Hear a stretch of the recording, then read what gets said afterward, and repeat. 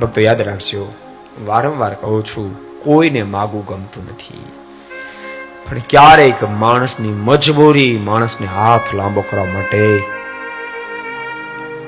એને બિચારાને મજબૂર કરતા હોય છે.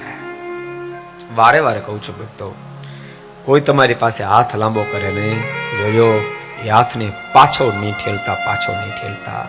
બહુ જ વિચારને અંતે 1000 ફેરી વિચાર, હાથ લાંબો કરું ન કરું, પછી કોઈ કે હાથ લાંબો કર્યો હશે. અને ભક્તો ત્યારે તમે હાથ જો પાછો ઠેલી દેશો ને, તો હાથ લાંબો કરો તો કઠણ પડ્યો, તો પણ પાછો વાળવો એના કરતા અબજો ગણો કઠણ પડશે, અબજો ગણો અધિક કઠણ પડશે. જેને ઠાકોરજી આપ્યો હોય ભક્તો, એ આપતા રહેજો, બસ આપતા રહેજો. જ્યાં તમારું મન માને ત્યાં આપજો.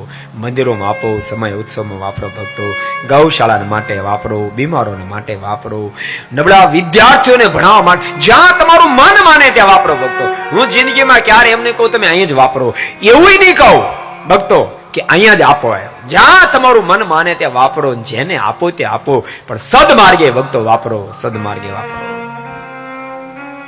બેડો પાર થઈ જાય, ભગવાન રાજી થાય. બહુ સાચું કહું.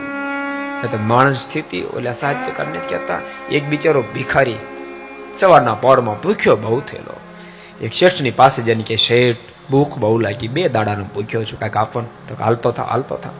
શેઠ પણ પેટમાં બળતરા બહુ થાય છે, કાંઈક આપો ને. કીધું ને હાલતો થા.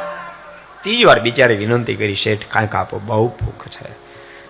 અને 3જી વાર શેઠ ખીજાને કે, તે સાંભળ્યું નહીં, બેરો છો, કીધું ને ચાલતો થા. ત્યારે પેલા ભિખારીને મોઢામાં શબ્દ નીકળ્યા, શેઠ બીજું કાંઈ ન આપો તો કાંઈ વાંધો નહીં, 1 ચપટી ધૂળ તો આપો, માટી તો આપો. શેઠના મોઢામાં શબ્દ નીકળ્યા, તું ઓળી ધૂળને શું કરીશ? હું તો ધૂળને કાંઈ નહીં કરું, પણ કમસે કમ ધૂળને બાને, માટીને બાને તમને લાંબો હાથ કરીને ટેવતો પડશે, લાંબો હાથ કરીને ટેવતો પડશે. આ ધૂળને માટે, ધૂળને લઈને તમે હાથ લાંબો કરશો તો કાલ કોઈ ગરીબને માટે તમે હાથ લાંબો કરી શકશો. ભક્તો માણસ બની જીવજો, માણસ બની જીવશો.